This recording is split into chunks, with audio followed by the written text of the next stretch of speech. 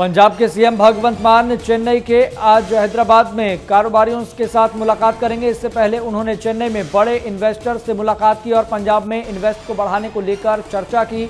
मुख्यमंत्री ने पंजाब में फरवरी में होने वाले इन्वेस्ट पंजाब सम्मेलन के लिए भी उद्योगपतियों को आमंत्रित किया। इस दौरान चेन्नई के कारोबारियों ने सीएम मान के साथ कई मुद्दों को लेकर चर्चा की और सेल्फी भी खिंचवाई। पंजाब सरकार 23 और 24 फरवरी को मोहाली में इन्वेस्ट सम्मेलन कराने जा रही है, जिसको लेकर बड़े बड़े इंडस्ट्रियलिस्ट को न्योता दिया जा रहा है।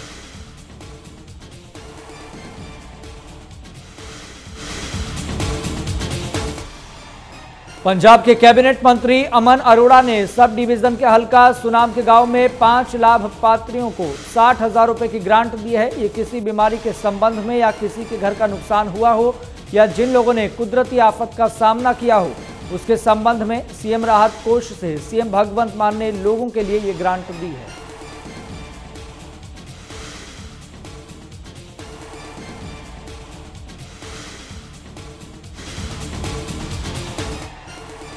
बटाला के गांव बलरवाल में जमीन अधिग्रहण को लेकर हालात तनावपूर्ण बन गए हैं। यहां नेशनल हाईवे के लिए किसानों की जमीन अधिग्रहण को लेकर विवाद इतना बढ़ गया, किसान और प्रशासन आमने सामने आ गए। मामले को तूल पकड़ता देख प्रशासन के आला अधिकारी मौके पर पहुंचे। माहौल को शांतिपूर्ण बनाने की कोशिश की जा रही है। किसी भी तरह की अप्रिय घटना से बचने के लिए प्रशासन की तरफ से पुख्ता इंतजाम किए गए हैं।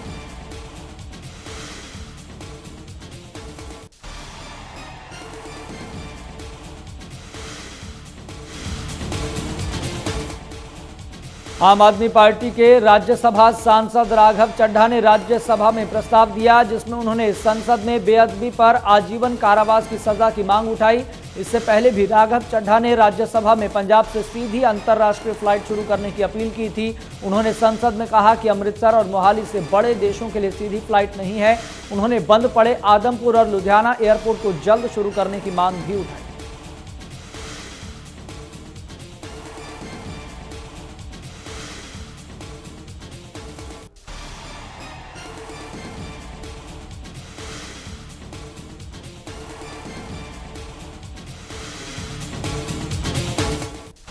जीरा में शराब फैक्ट्री का विरोध कर रहे किसानों और प्रशासन के बीच झड़प हुई। झड़प के बाद जीरा में हालात तनावपूर्ण बने हुए हैं। प्रशासन की कार्रवाई से गुस्साए किसानों ने वहां लगाए गए पुलिस बैरिकेड्स को तोड़ दिया। बता दें कि शराब फैक्ट्री के विरोध में लगभग 5 महीने से किसान और ग्रामीण लगातार धरना प्रदर्शन कर रहे हैं। इसी बीच प्रदर्शनकारियों और प्रशासन के अधिकारियों के बीच वार्ता भी हुई। बावजूद इसके किसान अपनी मांग पर अड़े हुए हैं।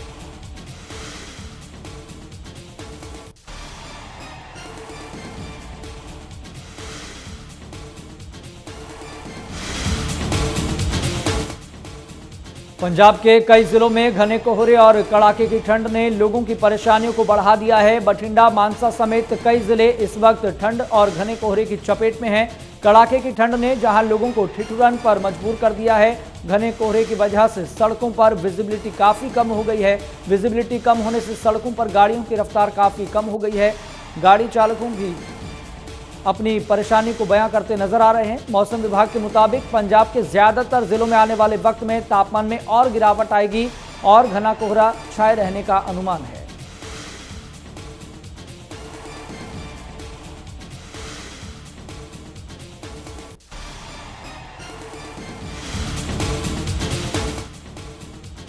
बठिंडा में कोहरे का कहर देखने को मिला। कोहरे के दूसरे दिन भी जीरो विजिबिलिटी रही, जिसके कारण लोगों को काफी परेशानियों का सामना करना पड़ा।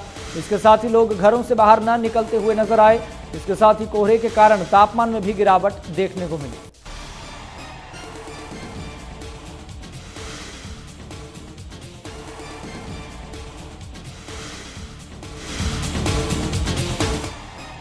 लुधियाना में ग्रेट इंडियन स्टील फैक्ट्री में बॉयलर में विस्फोट हो गया, जिसमें लगभग 2 मजदूरों की जान चली गई। 4 लोग गंभीर रूप से घायल हो गए, जिन्हें उपचार के लिए अस्पताल में भर्ती करवाया गया। पुलिस ने मामला दर्ज कर जांच शुरू कर दी है।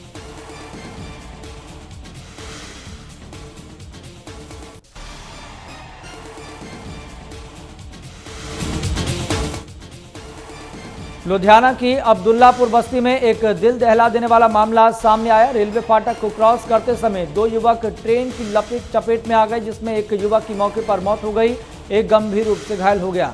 मौके पर मौजूद लोगों ने बताया कि दोनों बंद फाटक क्रॉस कर रहे थे। दूसरी ओर रेलवे कर्मचारी ने बताया कि 2 लोग ट्रेन की चपेट में आ गए, जिनमें से एक की मौत हो गई जबकि दूसरे को सिविल अस्पताल भेजा गया।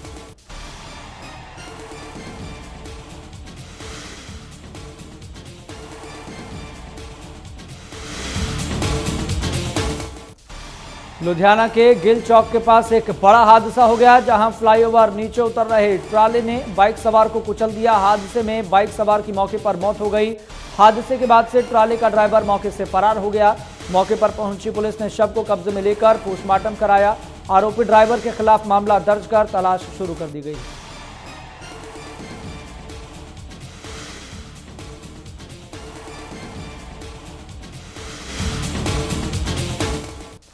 फाजिल्का में एक बाइक पर सवार व्यक्ति को एक गाड़ी ने टक्कर मार दी, जिसमें 2 लोग गंभीर रूप से घायल हो गए। 2 लोगों को नजदीकी अस्पताल में भर्ती करवाया गया, जिसके बाद डॉक्टर्स ने 2 को फरीदकोट के मेडिकल कॉलेज रेफर कर दिया।